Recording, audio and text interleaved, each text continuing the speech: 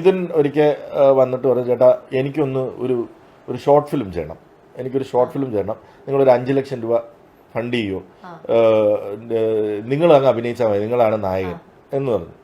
ഞാൻ പറഞ്ഞു 5 ലക്ഷം രൂപയോ, എന്തോ ഷോർട്ട് ഫിലിം? അല്ല, ഒരു വടംവലി ടീമും ഒരു പോലീസുകാരനും തമ്മിലുള്ള ക്യാറ്റ് ആൻഡ് മൗസ് ഗെയിമാണെന്ന്.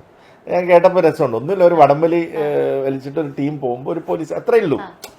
ഞാൻ പറഞ്ഞ രസമുണ്ട്, പക്ഷെ ഞാൻ ഒരു കാര്യം ചെയ്യും, നിങ്ങളൊരു കാര്യം ചെയ്യും. എന്തായാലും ആ സമയത്ത് ഞാൻ അത്യാവശ്യം സിനിമകളിലൊക്കെ അഭിനയിക്കുന്നുണ്ട്, എനിക്ക് ഹ്യൂമർ ചെയ്യണമെന്ന് ഭയങ്കര ആഗ്രഹമാണ്. ഇപ്പം നീനയിലൊക്കെ അഭിനയിച്ചിട്ട് നിൽക്കുന്ന സമയം, എന്നാൽ പിന്നെ ചെറിയൊരു ബഡ്ജറ്റിൽ ഒരു ഹ്യൂമർ ട്രൈ ചെയ്താലോ എന്ന് പറഞ്ഞിട്ട് അപ്പോൾ ഞാൻ മിഥുനോട് പറഞ്ഞു, എടാ ഈ 5 ലക്ഷം രൂപ അവിടെ നിൽക്കട്ടെ, ഞാൻ 50 ലക്ഷം രൂപ തരാം, ഇത് നമുക്കൊരു ഫീച്ചറാക്കാം ചെറിയ രീതിയിൽ, ഷുവറാണോ തരാമോ എന്ന് ചോദിച്ചു.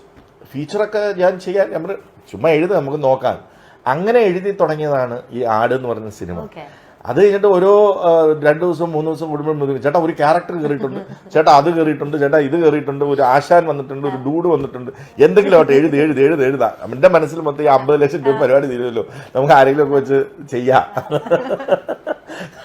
അങ്ങനെ ഒരു ദിവസം വന്ന് സ്ക്രിപ്റ്റ് അങ്ങോട്ട് വായിക്കുമ്പോൾ ഞാനിങ്ങനെ നോക്കുമ്പോൾ വെടിപൊട്ടുന്നു, ബോംബ്, വണ്ടി, ട്രാവല്, 7 പേരുടെ ടീം, ഇതാണ് 50 ലക്ഷം രൂപ, ഇത് 4 കോടി രൂപ തീരത്തില്ലല്ലോ എന്ന് പറഞ്ഞിട്ട് അത് പിന്നെ എഴുതി വന്നപ്പോ അങ്ങനെ ആയി എന്ന് പറഞ്ഞുണ്ടായ ഒരു സാധനമാണ്. നമ്മൾ കുറച്ചും കൂടെ ഒന്ന് കുറക്കി അങ്ങനെയൊക്കെ വെച്ചിട്ടാണ് എന്താ പറഞ്ഞ ഇനിയിപ്പോ ഞാൻ മറ്റേ ക്യാരക്ടർ ഒന്നും ചെയ്യില്ല, നമുക്ക് വിൽക്കാൻ പറ്റുന്ന ആരെങ്കിലും ഒക്കെ. ഇതൊക്കെ ഇത്രയും വലിയ ബഡ്ജറ്റിലേക്ക് ചെയ്യുമ്പോൾ എന്നിലെ പ്രൊഡ്യൂസർ, എന്നിലെ നടന് വലിയ ആഗ്രഹമൊക്കെ കാണുമായിരിക്കും, പക്ഷെ അതവിടെ അടങ്ങട്ടെ, എന്നിലെ പ്രൊഡ്യൂസർ അതൊരിക്കലും സമ്മതിക്കത്തില്ല.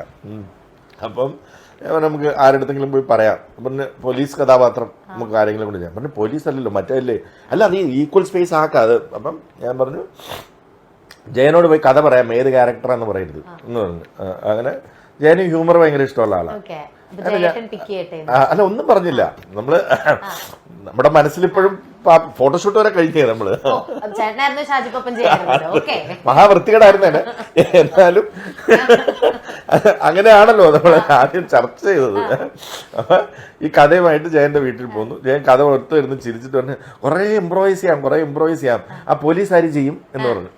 അപ്പൊ തന്നെ മിഥുൻ ഇങ്ങനെ പറയാൻ പറ്റുമ്പോൾ ഞാൻ കയറി പിടിച്ച്, പോലീസ് ഞാൻ അത് ചിലപ്പോൾ കറക്റ്റ് ആയിരിക്കും, നിങ്ങൾ ഇതൊരു ഹ്യൂമർ ചെയ്തിട്ടില്ല. അങ്ങനെ തുടങ്ങിയ പടമാണിത്. അവിടെ നിന്നാണ് ഈ 5 ലക്ഷം രൂപയുടെ ഷോർട്ട് ഫിലിമിൽ നിന്നും ഇതിനെ അവിടം വരെ എത്തിച്ച്. പിന്നെ അതൊരു ടോട്ടൽ എക്സ്പെരിമെന്റ് ആണ്.